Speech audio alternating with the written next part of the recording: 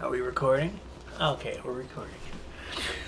I read a few books lately. I haven't been reading very prolifically because, like I said a few times before, the internet kind of sucks up my time like a very porous sponge.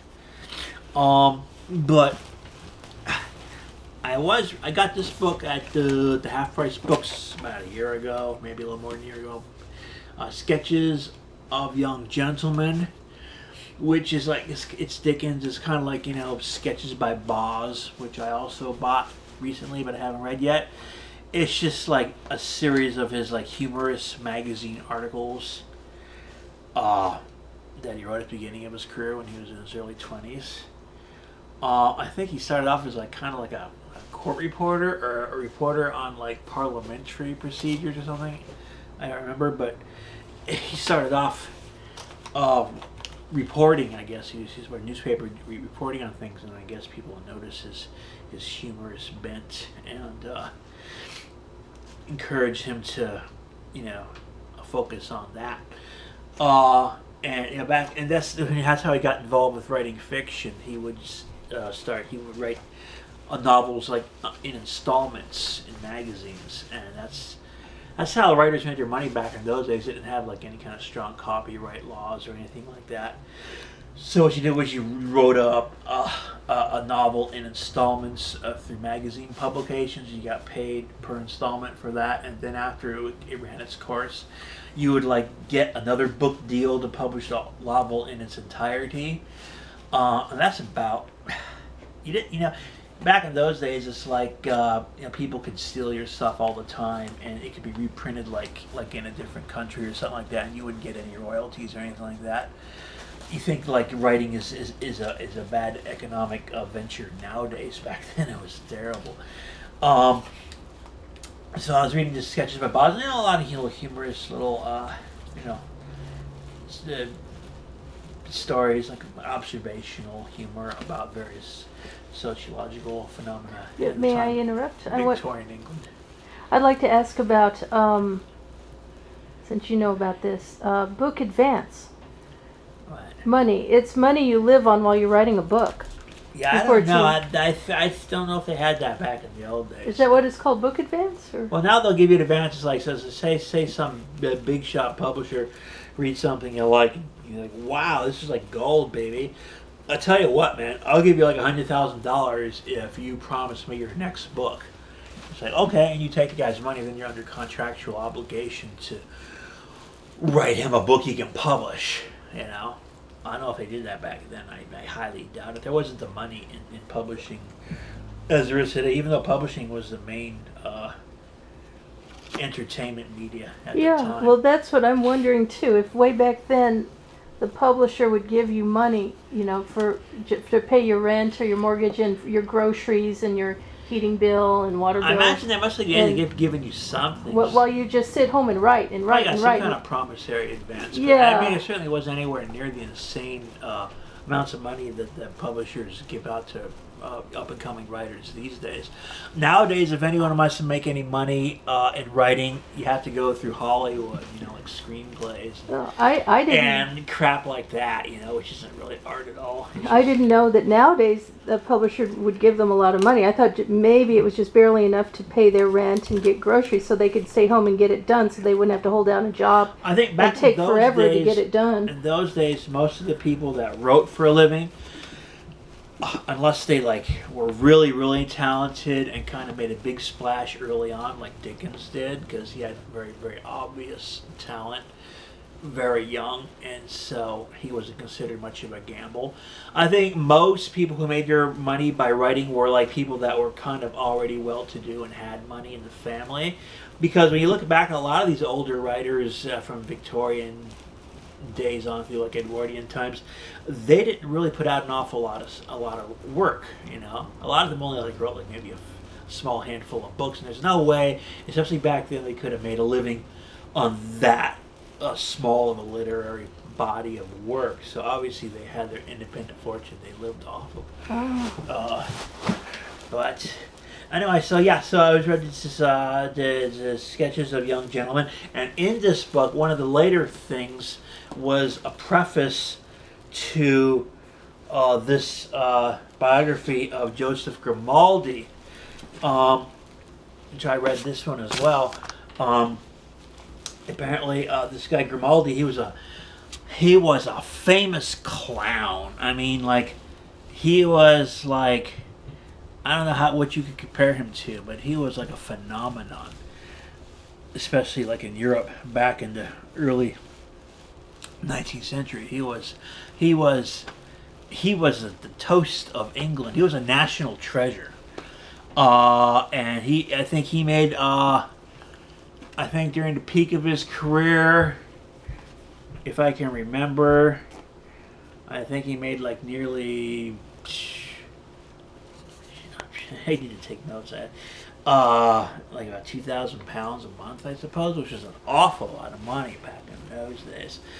And he had to retire from show business because his body was really messed up. Even though he wasn't really a physical comedian, I think he was his grotesque facial expressions that sent people into like uncontrollable fits of laughter, from what I read. But still, the work was physical enough that he had to retire by, I think, the age of 48. He just couldn't go on. He had too many physical problems, and he was basically debilitated. So he spent his last couple of years of his life working on his memoirs. Apparently, he had like a big, overwhelming mass of papers, like thousands of pages long, and I guess in a hurry to publish it, and they had some like hack writer kind of like, churn out some like, just a barely competent a piece of biography, and Dickens' publisher got a hold of it. It's like, we can't publish this garbage, so they had Dickens write his biographies. Dickens basically read this pulpy, hacky work, and just like basically just I had somebody take notes. He would just like give his interpretation of all the stuff he read, and someone write it down, and that was this biography that got published. And I think it's a shame he didn't actually refer to the actual biographical memoirs written by the actual artist himself. He kind of like just read the secondhand interpretation of those, unfortunately. But it was a very good read. I mean, I understand how everyone's like me. Not everyone gets a kick out of reading about show business during the Victorian era. I mean, it's just a lot of little episodes and just like things that happened to him and stuff, and just like stuff about his personal life and everything. I found it interesting. I understand a lot of other people probably find it tediously boring. I liked it. I liked it a lot. I highly recommend it if you have tastes that are similar to mine. Memoirs of Joseph Grimaldi. I think his father came from Italy, actually. Or his grandfather did. And so his grandfather and his father were both in show business. So he just like picked it up from them, and just he was a real big hit, and everyone loved him. So if you can find this, it's pretty good. I wasn't aware, a lot of people.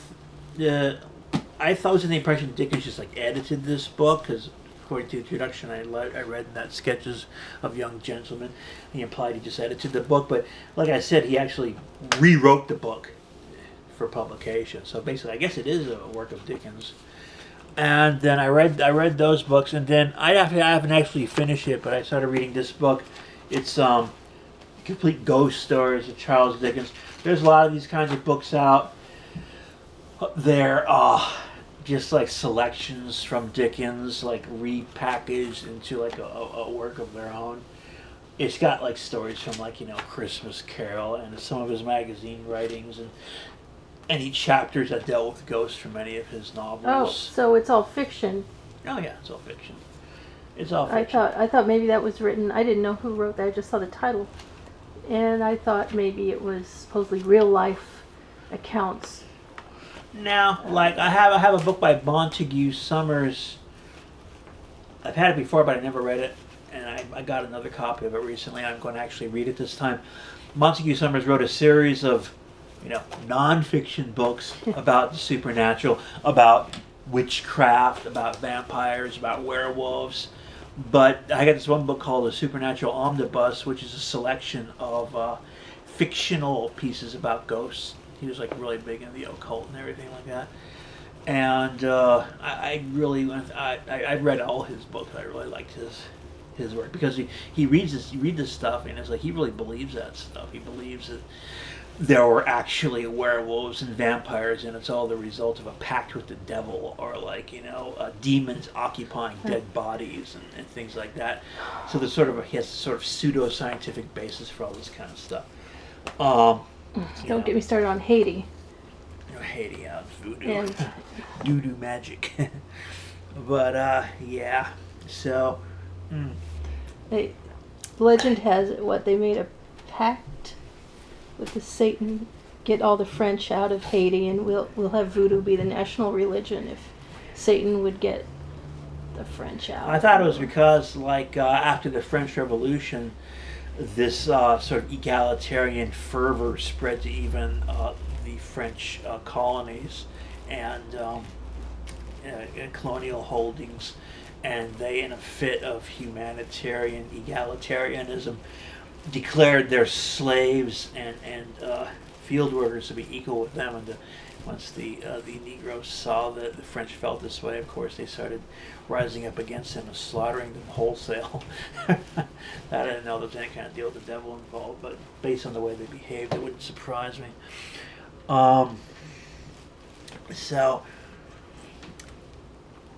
though I haven't been reading very much, guys, sorry, but those are 3 books that I recently read.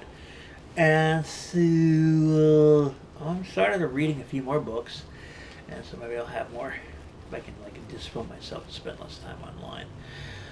I can actually get more. Well, we have to buy artwork. Yes, too. we have to buy lazy boy chairs, and I need reading glasses. We need strong lights, and once we get those chairs, we'll actually have a good place to read. Yeah. Plus, I want And to bookshelves. possibly go to Oakland tomorrow and do some videos about some of the historical stuff in Oakland, or if not tomorrow, soon. And like that. So, guys, check back. I'll have more stuff. Okay. Bye.